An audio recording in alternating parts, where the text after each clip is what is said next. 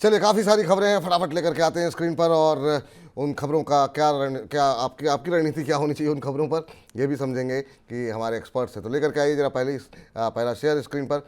और पहली कंपनी है एसजेवीएन। एसजेवीएन लगातार जो है मोमेंटम में बना हुआ है और काफ़ी शानदार यहाँ पर रिटर्न आते हुए दिखाई दिए। अब खबर ये है, कंपनी को गुजरात ऊर्जा विकास निगम से एक बड़ा ऑर्डर मिला है। और आपको बता दें, ये ऑर्डर 550 करोड़ रुपए का है और ये 100 मेगावाट के सोलर प्रोजेक्ट लगाने के लिए कंपनी को दिया गया है। पहले साल में कंपनी करीब करीब 2.5 करोड़ यूनिट उत्पादन का कंपनी ने लक्ष्य रखा हुआ है। और इसी के चलते आज हम देख रहे हैं कि ये मोमेंटम में कामकाज कर रहा है और 18 महीने में ये पूरा प्रोजेक्ट कंपनी को पूरा करना होगा। आज हालांकि ऊपरी स्तरों से अब हल्का हो चुका है, शुरू में ज़्यादा तेज़ी थी, लेकिन अभी भी 1.5% से ज़्यादा की बढ़त यहाँ पर देखने को मिल रही है। अब करीब 93 रुपये के आसपास ये शेयर पहुँचता हुआ दिखाई दे रहा है। पिछले एक महीने में 10%, पिछले 6 महीने में 125%। शानदार मूव सर यहाँ पर देखने को मिला है। एक साल के अंदर 167% का रिटर्न यहाँ पर मिला है। अब इन लेवल्स पे क्या करना चाहिए? बहुत लोगों ने प्रॉफिट बुक कर लिया होगा, बहुत लोगों ने ऊपरी स्तर पर लिया होगा, और बहुत सारे सवाल अभी भी इस पे आ रहे हैं कि क्या करंट लेवल पे खरीद सकते हैं एसजेवीएन को। आपकी राय? देखो, 90 रुपीज का एक स्ट्रिक्टली स्टॉप लॉस मेंटेन करो। करंट लेवल के ऊपर तो लेना नहीं है। 97 के ऊपर इसमें एक फ्रेश अपमूवमेंट स्टार्ट होगा, तो जिनकी पोजीशन से वो यहाँ पे क्या कर सकते हो, 90 रुपीज के स्टॉप लॉस के साथ रख सकते हो। जिनको भी फ्रेश लेना है, बाजार में किस कारण से गिरावट आती है, तो 68 से लेके 70 ये जोन आपके लिए क्या हो सकता है, बढ़िया जोन हो सकता है। वहां पे कंसोलिडेशन वाला एरिया था, ब्रेकआउट वाला जोन था, वहां पे लिया जा सकता है। 60 रुपीज का आपका स्टॉप लॉस होना चाहिए, क्योंकि बड़े काफी सालों के बाद ये स्टॉक चलना चालू है। तो मेरे हिसाब से ये मोमेंटम इतना जल्दी फिजल आउट नहीं होगा। तो नीचे मिलता है तो इसमें ध्यान रखना चाहिए 68 से लेके 70 के आसपास। चलिए, अब आगे बढ़ते हैं और अगली कंपनी पर बातचीत करते हैं। लेकर के आइए जरा अगली कंपनी जहाँ पर की खबर है, और वो है कंसाई नेरोलैक, जहाँ पेंट बनाने की कंपनी। और यहाँ पर बोर्ड ने एथन डेवलपर्स को जो ज़मीन है उनकी, उसको बेचने का निर्णय लिया है। बोर्ड की तरफ से मंजूरी दी गई है और ये जो लैंड पार्सल है, जो ज़मीन है, वो मुंबई के लोअर परेल में है। इसको जो है कंपनी बेचेगी और इससे जो कंपनी को आमदनी होगी वो होगी 726 करोड़ रुपए में। जी हाँ, 726 करोड़ रुपए में ये कंपनी जो है ज़मीन बेची जाएगी। और इसी के चलते हम देख रहे हैं कि कंसाई नेरोलैक में आज सुबह से जो है एक सकारात्मक रुझान जो है कंसाई नेरोलैक में देखने को मिल रहा है। और अभी भी अगर हम देखें तो इसमें 4% से ज़्यादा का उछाल अभी भी बना हुआ है, 4.5% ऊपर कंसाई नेरोलैक का शेयर। सर, मोमेंटम में है सर, आज खबर है उसके चलते अभी क्या करना चाहिए कंसाई नेरोलैक के अंदर? हालांकि सुस्ती रही है देखो थोड़ा इस पिछले 6 चार्ट महीने में, में। जी। जी इस चार्ट को मैं देख रहा हूँ क्लोजली। 2021 से एक ही रेंज में 360 350 ये जगह पे जाके मार्केट में क्या होता है कि फिजल आउट होता है। तो अगर ये फिर से 360 के ऊपर निकलेगा ना, तो मोमेंटम यहाँ से क्या हो जाएगा कि एक बढ़िया मोमेंटम होगा स्टॉक में। तो मैं वेट करना पसंद करूंगा 360 को अच्छा खासा लेवल के साथ ब्रेकआउट करे। अगर ये निकाल देता है तो फिर ये स्टॉक में बड़ा रिलेटिंग देखने को मिलेगा। 440 से लेके 450 ये हमारा क्या हो सकता है, स्टॉप लॉस हो सकता है। सिर्फ स्टॉप टारगेट हो सकता है। स्टॉप लॉस हम लोग 340 का रखेंगे, 360 के ऊपर लेना है। अगर यहां से नीचे अगर आता है स्टॉक फिर से 300 के आसपास, 305 307 ये जोन के आसपास, तो यहाँ पे लिया जा सकता है। 290 का स्टॉप लॉस होगा। यहाँ पे दो तरीके से आपको लेना पड़ेगा। जी। इस बीच और भी टिप्पणियाँ आ रही हैं और हमारे स्मार्ट गोला जी कह रहे हैं कि वाह क्या आईपीओ है, is the best show off the IPO. बहुत बहुत शुक्रिया सर, बहुत बहुत धन्यवाद। गुलशन रजा जी कह रहे हैं मोतीसन ज्वेलर्स के आईपीओ में लगाए थे, अलॉटमेंट भी नहीं हुआ, पैसे भी नहीं मिले। कोई बात नहीं सर, ये भी अपने एक्सपर्ट से डिस्कस कर लेंगे, लेकिन वो सब होगा। वाह क्या आईपीओ है हमें। अभी अगली कंपनी लेकर के आते हैं और देखते हैं वहाँ पर क्या खबर है और उसका असर किस तरीके से देखने को मिल रहा है। अगली कंपनी है हुडको। हुडको में आपको बता दें कि खबर ये है कि गुजरात सरकार के साथ कंपनी ने एक करार किया है और एक एमओयू किया है। और इस करार के तहत हुडको जो है गुजरात के अंदर बड़ा अमाउंट जो है वो निवेश करेगी।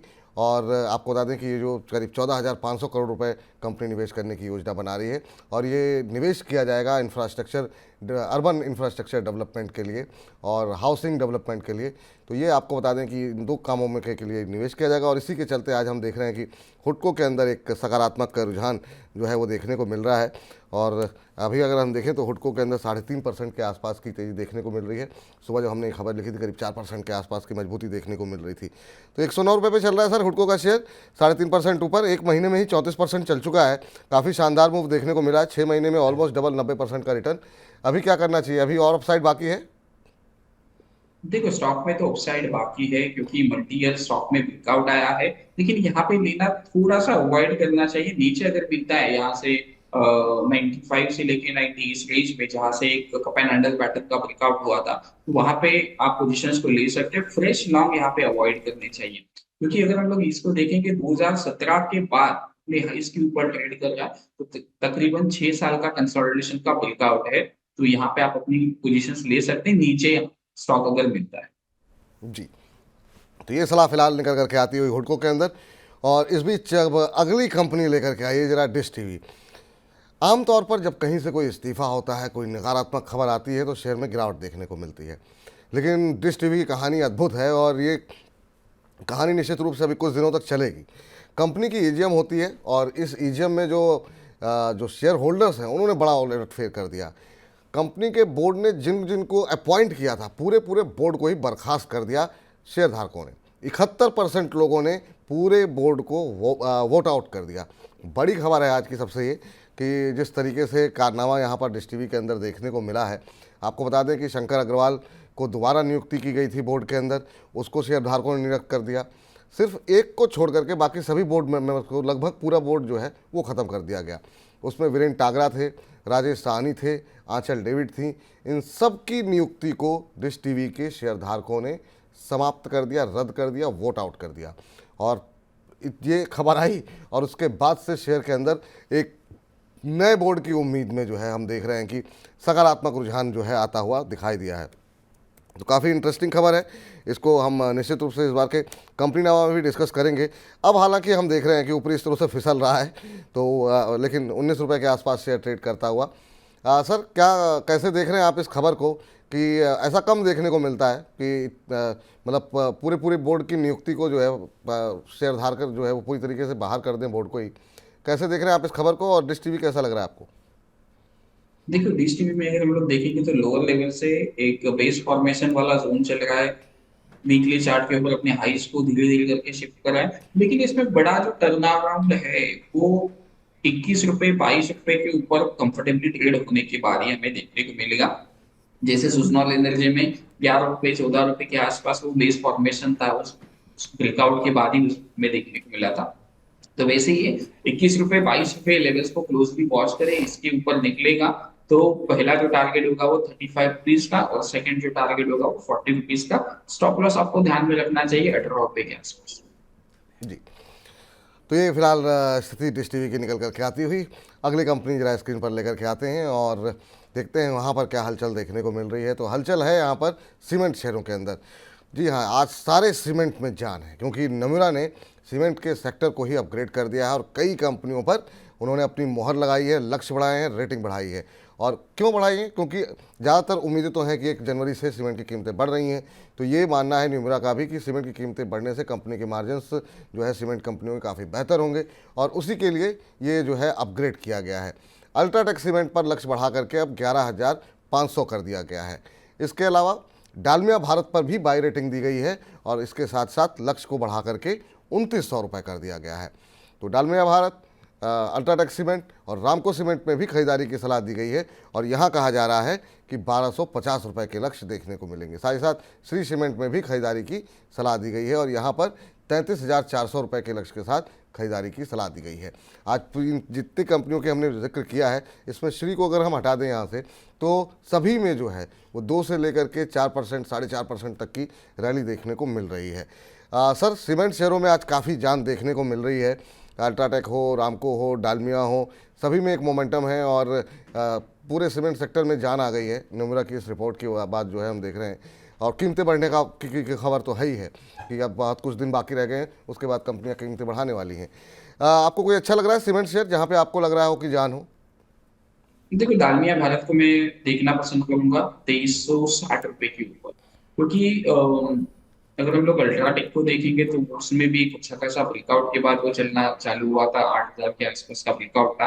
अभी उसमें भी एक अच्छा खासा मोमेंटम हुआ है। लेकिन अगर दालमिया भारत को अगर हम लोग देखेंगे तो अभी तक उसने परफॉर्म नहीं किया है, तो 2360 इंपॉर्टेंट लेवल है। 2360 के ऊपर निकलेगा तो 2280 का स्टॉप लॉस होगा, और ऊपर में पहला जो टारगेट होगा वो हम लोग तकरीबन 2550, और उसके बाद अनचार्टेड टेरिटरी में चला जाएगा। फिर 2801 नंबर दिख रहा है, तो वहां तक ये स्टॉक चल सकता है। जी लेकिन कंडीशनल ट्रेड होगा, ब्रेकआउट के ऊपर ही लेना है। ठीक, चलिए, तो ये फिलहाल राय यहाँ पर निकल करके आती हुई और डालमिया भारत पसंद आ रहा है यहाँ पर, लेकिन जो लेवल्स बताए गए हैं वो ध्यान रखिएगा। चलिए, अगले कंपनी लेकर के आइए जरा स्क्रीन पर और देखते हैं यहाँ पर क्या स्थिति देखने को मिल रही है। इंडिया बुल्स हाउसिंग फाइनेंस, यहाँ पर मैथ्यू क्रिएक ने यहाँ पर कंपनी में अतिरिक्त जो है वो 0.52% हिस्सा खरीदा है। और आपको बता दें कि ये बड़े निवेशक हैं, क्योंकि ये ब्लैक स्टोन में एक समय जो है उसके हेड हुआ करते थे, मैथ्यू सैरियक, और ये ब्लैक स्टोन के हेड रह चुके हैं, और इसीलिए इनकी entry India bulls finance housing finance में काफ़ी महत्वपूर्ण मानी जा रही है। करीब करीब 25 लाख शेयर खरीदे गए हैं, ओपन मार्केट से ही लिए गए हैं। 213.57 रुपये में ये शेयरों की खरीद की गई है। और आज हम देख रहे हैं कि बढ़त देखने को मिल रही है इंडिया बुल्स हाउसिंग फाइनेंस में। सुबह जो बढ़त थी वो हम देख रहे हैं कि करीब 2% के आसपास की थी, और अभी भी हम देख रहे हैं करीब 0.25% 1% के आसपास की बढ़त जो है देखने को मिल रही है India bulls housing finance. India bulls housing finance sir charts पे कैसा दिखाई दे रहा है? एक बड़े निवेशक ने एंट्री ली है, पिछले एक महीने में करीब 14-15% के आसपास की रैली देखने को मिली है, पिछले 6 महीने में करीब 84% का रिटर्न दिया है। आपकी क्या सलाह रहेगी? देखिए स्टॉक में धीरे धीरे करके एक्यूमुलेट किया जा सकता है। 200 के ऊपर अभी ट्रेड कर रहा है, तो यहाँ पे 180 से लेके 205, मतलब एक 25 पॉइंट का गैप रख के आप पोजीशंस को ले सकते हैं। काफी वोलेटाइल काउंटर है, तो 170 का आपका स्टॉप लॉस होना चाहिए। अगर ये 240 को क्रॉस कर देता है तो फिर ये कम से कम पहला टारगेट 300 रुपीज का हमें देखने को मिल सकता है। क्वांटिटी कम रखनी चाहिए, क्योंकि ये स्टॉक काफी, इसका जो पहले का रिकॉर्ड है वो थोड़ा सा वोलेटाइल ज्यादा है, तो आपको ध्यान रखना पड़ेगा। कम क्वांटिटी के साथ अगर आप लेके बैठोगे तो एक अच्छा खासा रिटर्न दे ही सकता है, क्योंकि चला नहीं है स्टॉक। तो इंडिया बुल रियल एस्टेट से बेटर मैं थोड़ा सा, अगर मैं इंडिया बुल हाउसिंग से मैं जाना पसंद करूंगा इंडिया बुल रियल एस्टेट में, क्योंकि यहाँ पे फॉर्मेशन अच्छा लग रहा है मुझे कंपैरेटिवली इंडिया बुल्स के हिसाब से। तो 90 रुपीज आपका ब्रेकआउट होगा, 90 रुपीज को ब्रेकआउट कर देता है तो पहला जो टारगेट होगा वो होगा 105, और दूसरा टारगेट होगा 120 रुपए के आसपास, और स्टॉप लॉस होगा 89। इसका 3 रुपए का सिर्फ रिस्क होगा। तो ये है वो शेयर, ये थे जहाँ पे खबरें हैं, खबरों के चलते एक्शन है, और आपका क्या रिएक्शन होना चाहिए, क्योंकि ऐसा नहीं कोई शेयर चल रहा है तो उसके पीछे आप भी लग जाइए। क्या सपोर्ट लेवल है, क्या रेजिस्टेंस है, किन लेवल पे एंट्री करनी ठीक रहेगी, ये जानने की कोशिश करते हैं हम बजिंग स्टॉक्स में। तो फिलहाल बजिंग स्टॉक्स में इतना ही।